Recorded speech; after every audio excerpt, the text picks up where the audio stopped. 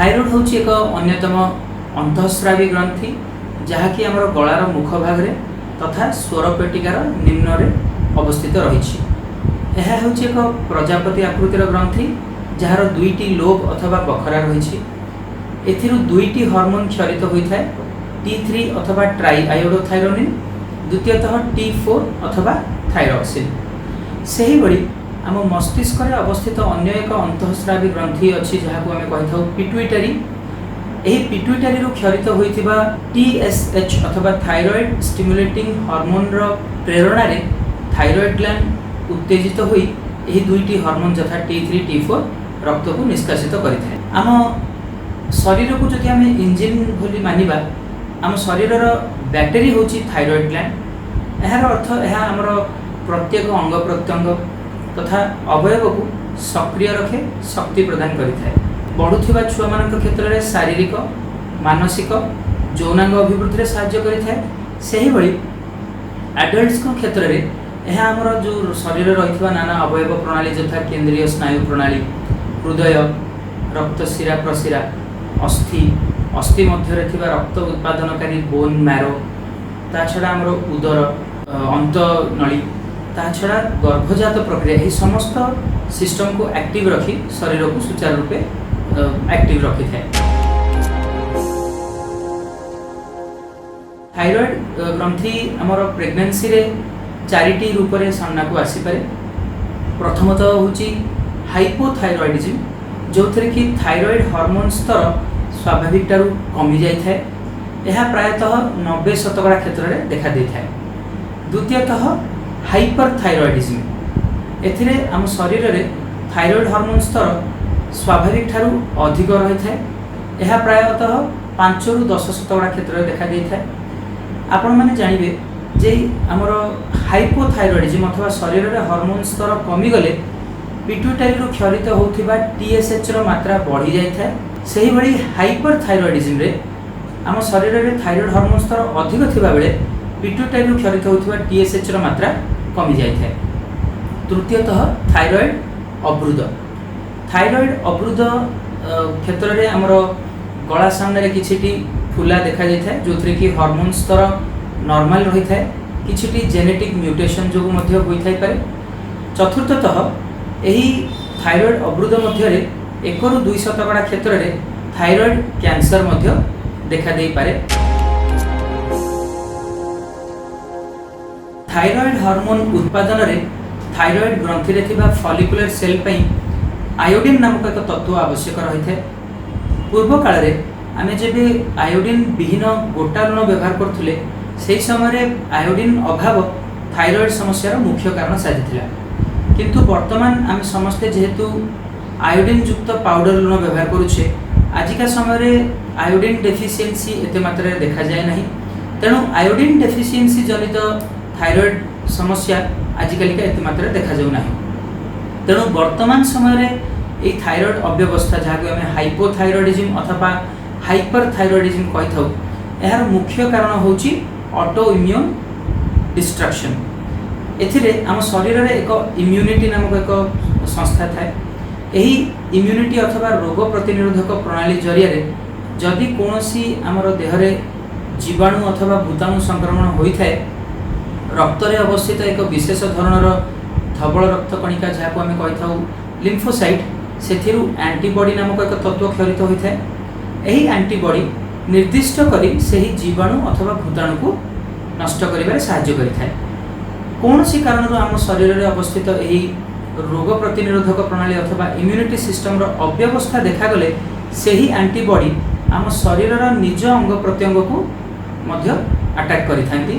सही क्षेत्र में थायरॉइड को अटैक कला माने आम देहरे थायरॉइड अव्यवस्था देखा जाए।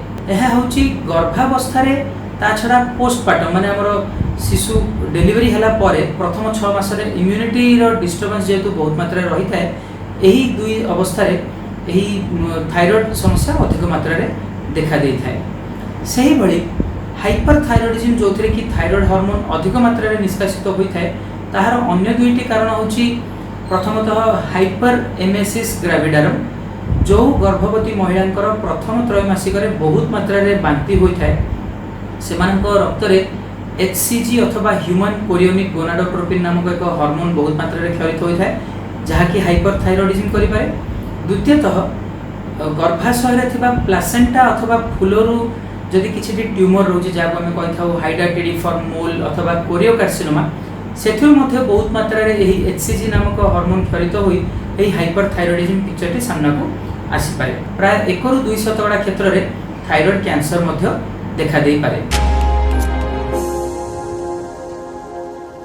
90% क्षेत्र रे गर्भवती महिला क्षेत्र रे यह हाइपोथायरॉयडिज्म आकार नहीं थाए जो थे कि थायराइड हार्मोन रो स्तर स्वाभाविक कमी जाए कारण थायराइड ग्रंथिटी स्वाभाविक ठारू कम काम करिथाए।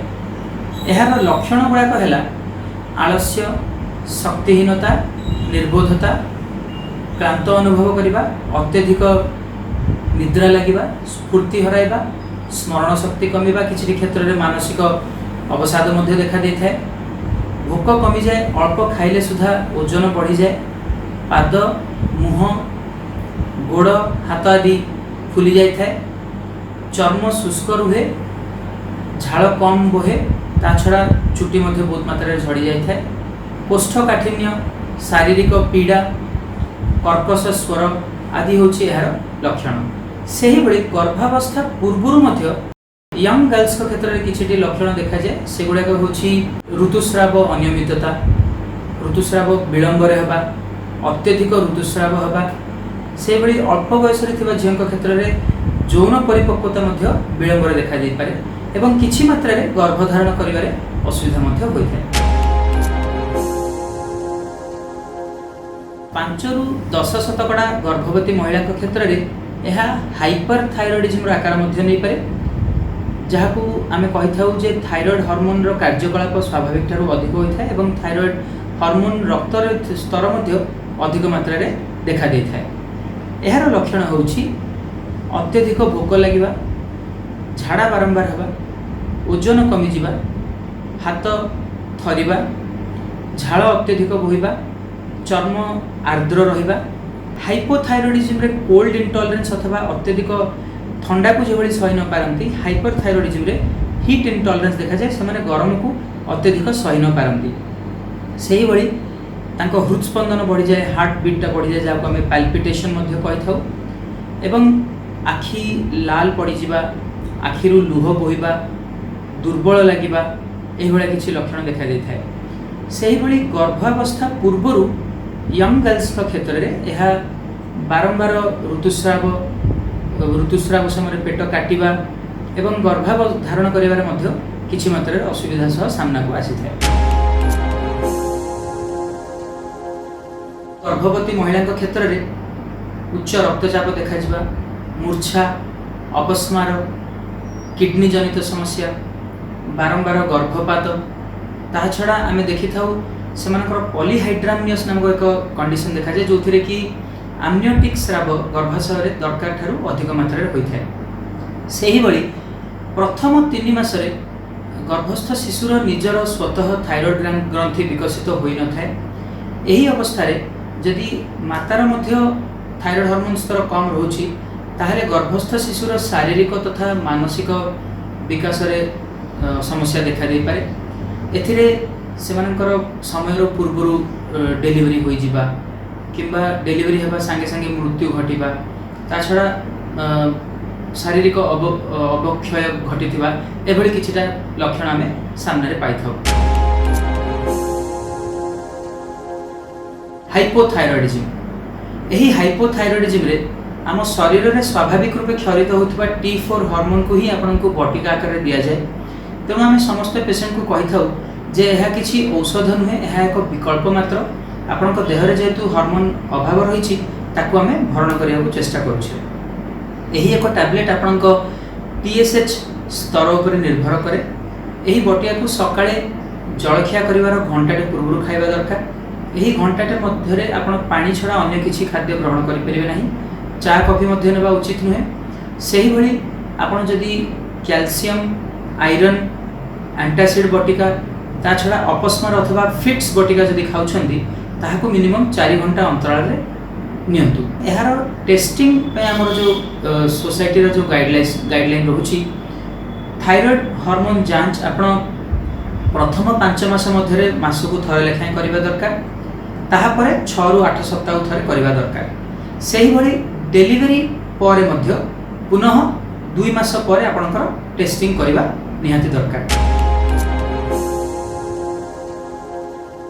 उभय हाइपोथायरॉयडिज्म अथवा हाइपरथायरॉयडिज्म नामक थायराइड हार्मोन अव्यवस्था रे गर्भधारण रे किछिटा असुविधा देखा गले मध्य आपण चिकित्सा ग्रहण करी जदि थायराइड हार्मोन स्तर स्वाभाविक को आणुछंती ताहले सेही महिलार गर्भधारण करिबा क्षमता अन्य महिला मानक सह एक्जाक्टली समान।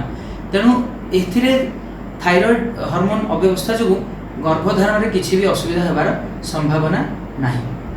द्वितीयतः लोकंक मन रे थाए जे जेउ गर्भवती महिला थायराइड रे आक्रांत सेमानक क्षेत्र रे छुआ माने मध्य थायराइड हार्मोन रे आक्रांत हेबे बोली, किंतु वर्तमान सुधा लिटरेचर कहूची जे वर्टिकल ट्रांसमिशन अथवा माँ ठारू छुआ को डायरेक्ट ट्रांसमिशन कोनोसी भी क्षेत्र रे नाही।